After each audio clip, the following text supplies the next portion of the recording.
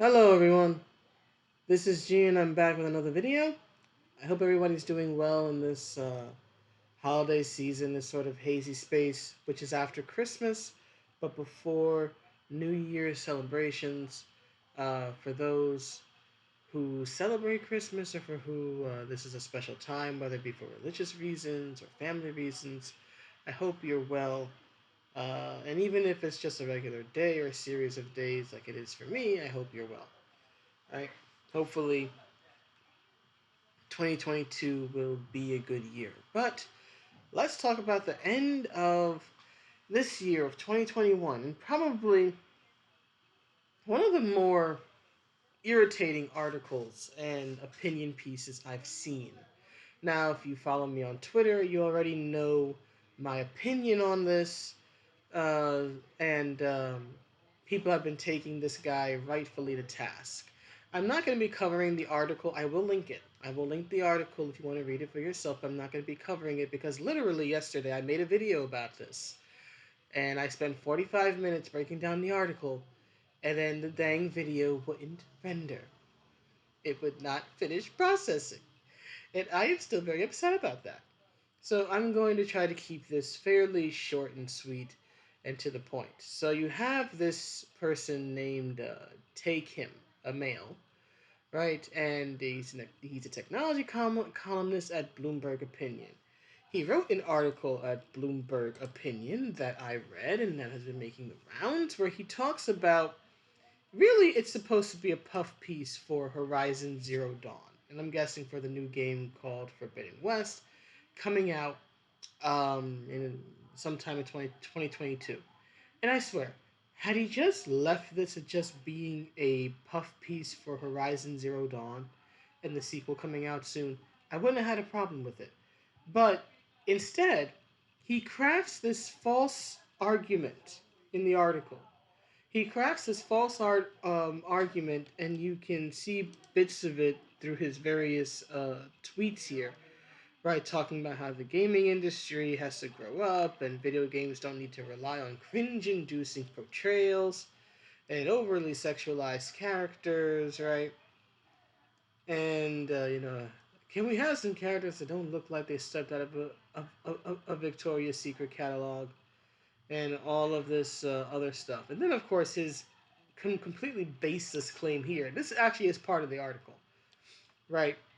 Saying here that uh, Alloy, right, who's the main protagonist of Horizon Zero Dawn, is a female character who doesn't look like a supermodel. Well, here's the thing.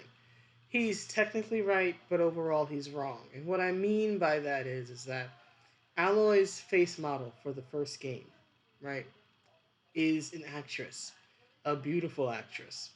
And on top of that, if you've ever seen uh, Alloy from Horizon Zero Dawn, that's clearly a full face of makeup. Nobody's skin is that flawless without makeup on. You can have the best diet and your skin is still not going to be that smooth and flawless and perfectly blended. There's no patches, there's no blemishes, there's no freckles, there's nothing. That's makeup. Okay? A real person doesn't look like that. And if you wanted to add even a hint of reality to Alloy's situation in that game, given that, as he acknowledges here, she battles robotic dinosaurs, right? If you spend your life fighting, I mean, look at actual like female pro fighters who stay in the profession for a long time, right? Only reason someone like say Ronda Rousey still looks relatively decent is because she got out of the business at a certain point, right? But you look at any fighter, any pro fighter, male or female, who's been in the business for a very long time, right? Their looks start to fade after a certain point. It's not just because of age, it's because of scars and bruising and your body getting beat up and healing, right? You don't stay pretty looking when your profession is violence, right? So, if anything, they would probably, if they were aiming for any sort of realism, they would have made her look a bit more uh, weathered. But they weren't because it's a fantasy game, and that's fine, right?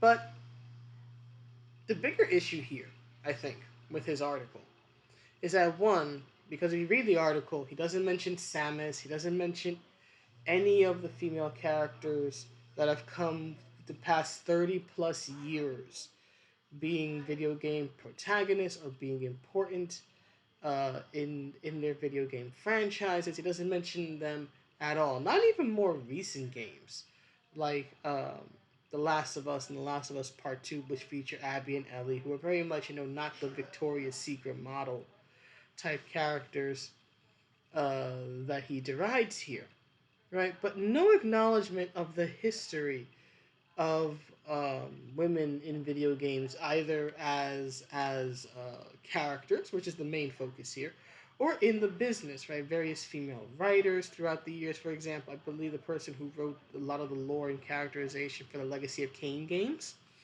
is female.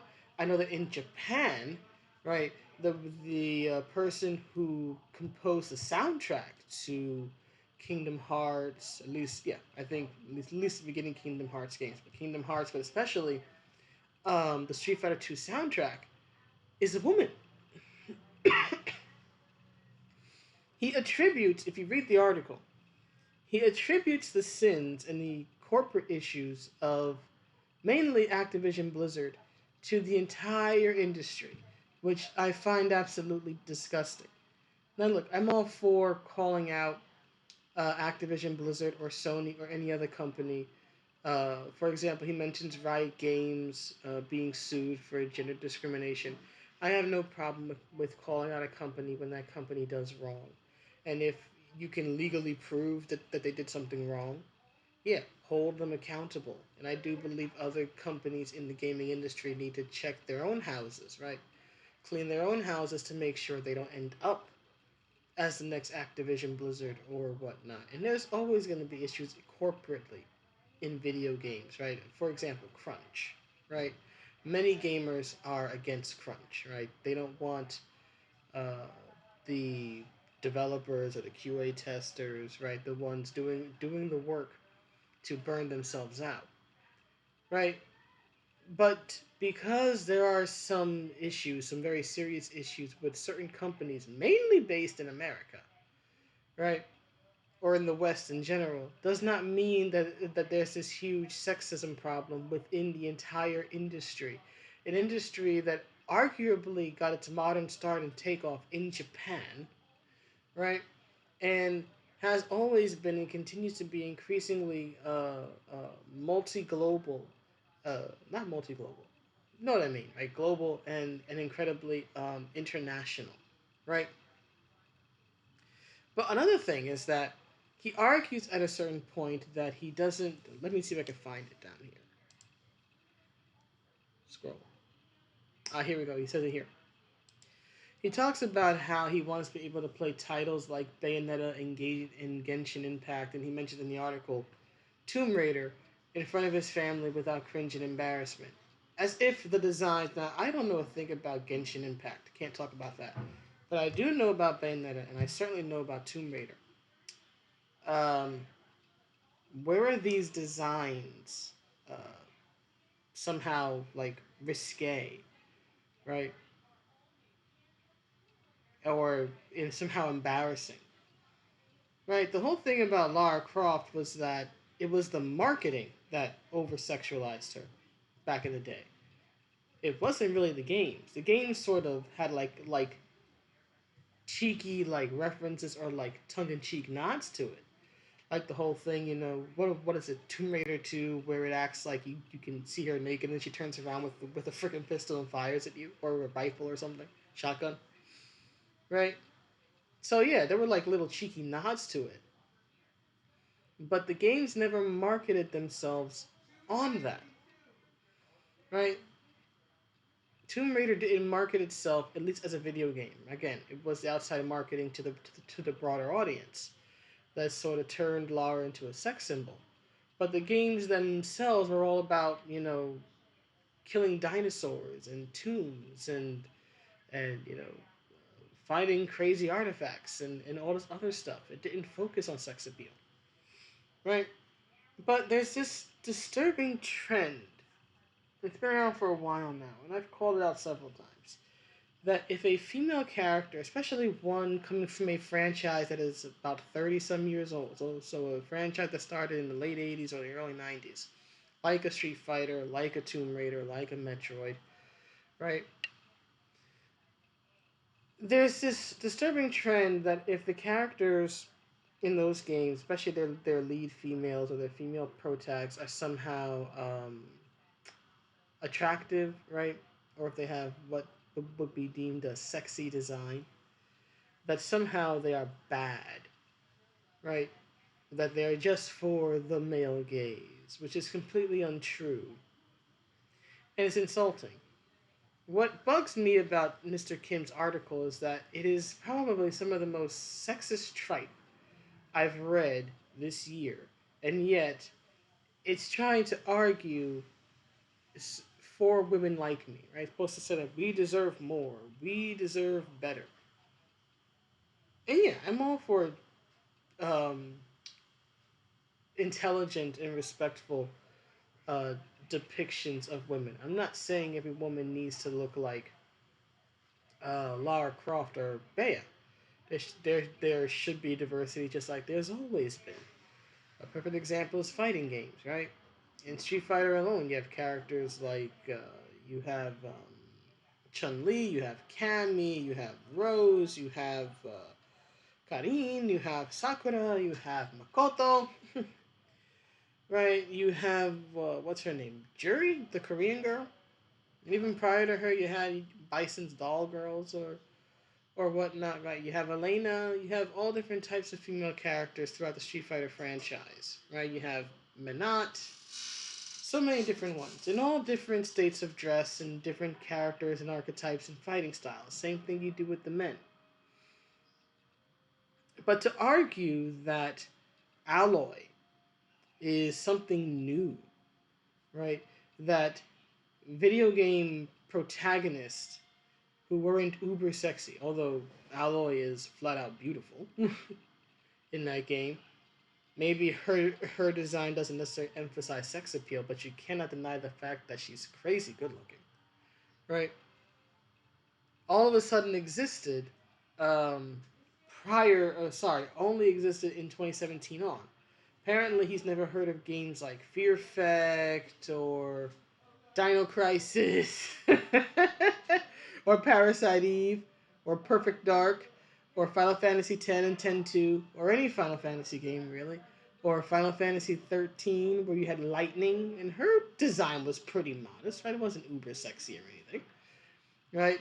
And then like the two or three games that she was the protagonist of, apparently Mr. Kim wants to decry the designs of a few video game characters and take the sins of a few video game companies and say it's an industry wide issue when he clearly has absolutely no knowledge and no history of uh, video games, right?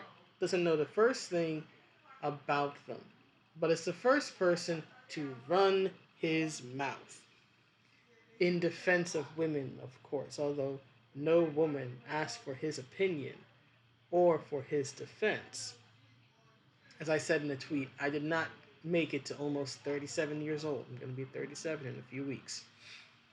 Just to read sexist tripe from a dude who doesn't know anything. Right? Mr. Kim, I don't need or want you or any other man, especially a man like you who apparently is writes sexist article. I'm not going to refer to him as a sexist because I don't know him, but is willing to write sexist articles, right? In my defense or in the defense of women. Don't want that, don't need that. Okay? Let game designers design their characters as they want to.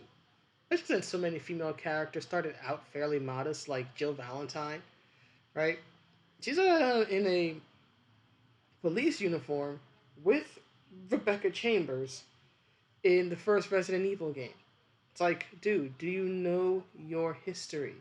Have you even heard of characters like King from the King of Fighters games? She's never been uber sexualized. The woman freaking fights in a maroon pantsuit. Like, do you know anything about anything? I guess is sort of my take on it.